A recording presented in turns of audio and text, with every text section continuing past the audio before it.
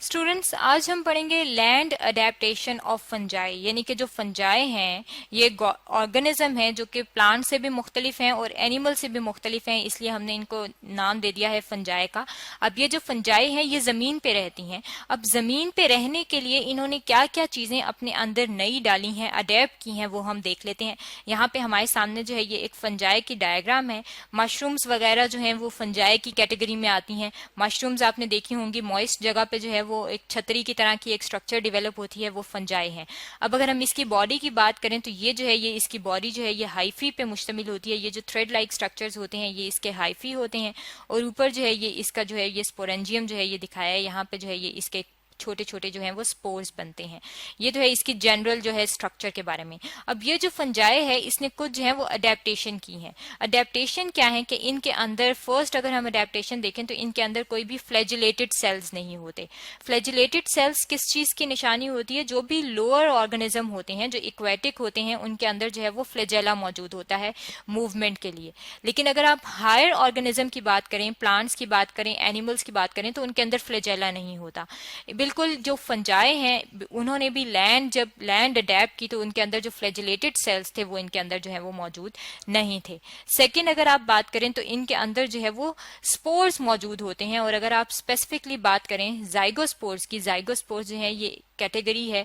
Zygomycota जो है ये फंजाई की एक ग्रुप है, उसके अंदर जो स्पोर्स प्रोड्यूस होते हैं उन्हें कहा जाता है जाइगोस्पोर्स। और ये जाइगोस्पोर्स अगर आप बात करें तो ये जो स्ट्रक्चर है इसके अंदर जो है ये स्पोर्स प्रोड्यूस होते हैं जिन्हें कहा जाता है जाइगोस्पोर्स। अब ये जो जाइगोस्पोर्स हैं इनके बाहर जो है ये कवरिंग मौजूद होती है, प्रोटेक्टिव लेयर मौजूद होती है। और ये जो प्रोटेक्शन है ये क्या है? ये इनकी एक अडेप्टेशन है। इसके अलावा अगर हम बात करें इनकी बॉडी में मौजूद हाइफी की, जिससे इनकी बॉडी मिलकर बनी होती है, तो ये जो इनके हाइफी होते हैं, ये जो इसका पार्ट होता है ये बहुत ज्यादा थिक वॉल होता है।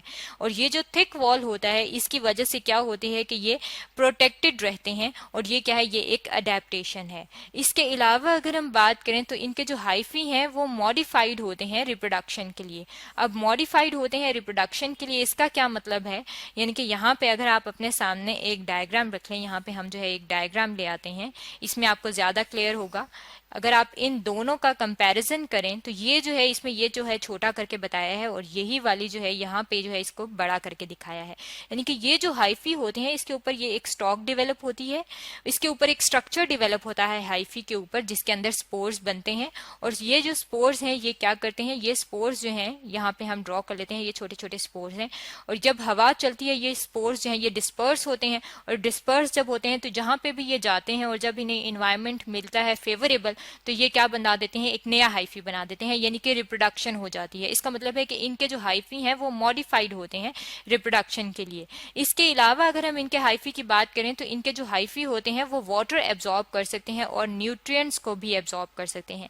यानी कि ये फंजाई जिस भी चीज के ऊपर रह रहे होते हैं, अगर ये सॉइल के ऊपर रह रहे हैं या अगर ये सैप्रोफेटिक हैं और किसी डेड ऑर्गेनिक मैटर के ऊपर रह रहे हैं तो उसमें से क्या करेंगे? न्यूट्रिएंट्स ले लेंगे। और अगर ये सॉइल के ऊपर इनकी ग्रोथ हुई हुई है, जैसे मशरूम्स हैं वो मॉइस्ट जगह पे रहती हैं, तो मॉइस्ट जगह में रहने की वजह से वो क्या है, वो जो इनके हाइफी हैं वो क्या करेंगे? उस मॉइस्ट जगह में से वाटर को जो है वो एब्जॉर्ब कर लेंगे।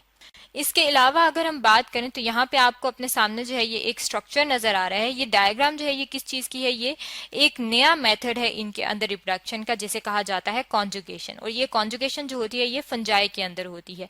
अब कॉन्जुगेशन जो है वो क्या होती है? इसमें दो हाइफी होते हैं, यानी कि दो डिफरेंट मैटिंग टाइप्स होती हैं, ये आपस में मिलती हैं और मिलने के बाद जो है ये क्या कर देती हैं? अपना पोर्शन जो है ये देखें यहाँ पे ये जो है ये कॉन्जुगेट हो गई हैं, यानी कि मिल गई हैं। और ये जो कॉन्जुगेशन है ये इनके अंदर एक तरीका है रिप्रोडक्शन का, सेक्सुअल रिप्रोडक्शन का, जिसमें दो डिफरेंट मैटिंग टाइप्स यानी कि दो डिफरेंट टाइप मिल रही हैं और उन्होंने क्या किया? उन्होंने रिप्रोडक्शन की। और ये जो मेथड है नया, ये क्या है? ये भी इनके लिए एक अडेप्टेशन है लैंड के लिए। इसके अलावा अगर हम बात करें तो इंडिपेंडेंस है इनकी वाटर से, यानी कि वाटर जो है वो इन्हें नहीं चाहिए होता रिप्रोडक्शन के लिए। जितने भी लोअर ऑर्गेनिज्म होते हैं वो जो है वो उन्हें वाटर चाहिए होता है रिप्रोडक्शन के लिए, यानी कि एक्सटर्नल वाटर चाहिए होता है है जहाँ पे वाटर में उनके जो फ्लैजिलेटेड सेल्स वगैरह हैं वो रहते हैं। लेकिन जो फ्लैजेला है उसमें ना तो फ्लैजिलेटेड सेल्स हैं और ना ही उन्हें कोई एक्सटर्नल वाटर चाहिए होता है रिप्रोडक्शन के लिए। रिप्रोडक्शन कैसे हो जाती है, जब हाइफी जो है दो डिफरेंट टाइप के आएंगे तो इनके अंदर रिप्रोडक्शन हो जाएगी, या स्पोर्स जो होंगे वो अगर डिस्पर्स होंगे तो तब भी इनके अंदर रिप्रोडक्शन हो जाएगी, यानी कि वाटर जो है वो इन्हें नहीं चाहिए। इसके अलावा ये क्या है, ये टेम्परेचर टॉलरेंट होते हैं, यानी कि जो टेम्परेचर बहुत ज्यादा हो जाता है 50 डिग्री सेंटीग्रेड टेम्परेचर हो तो ये उस 50 डिग्री सेंटीग्रेड टेम्परेचर में भी ये रह सकते हैं। क्योंकि लैंड में जो है वो इन्वायरमेंट की, लैंड की अगर हम इन्वायरमेंट की बात करें तो कुछ जगह लैंड पे जो है वो टेम्परेचर बहुत कम होता है, यानी कि 5 डिग्री सेंटीग्रेड हो सकता है या फ्रीजिंग टेम्परेचर हो सकता है, तो उस फ्रीजिंग टेम्परेचर में भी ये रह सकती हैं। और इसके अलावा अगर जब टेम्परेचर जो है वो बहुत ज्यादा हो, यानी कि 50 डिग्री सेंटीग्रेड अगर टेम्परेचर हो तो उस टेम्परेचर में भी ये रह सकते हैं। अब ये जो टेम्परेचर टॉलरेंट है इसकी वजह से भी जो है ये लैंड में जो है इनकी अडेप्टेशन जो है वो पॉसिबल हुई है। ये तो थी लैंड अडेप्टेशन ऑफ फंजाई के बारे में जो कि हमने स्टडी किया है।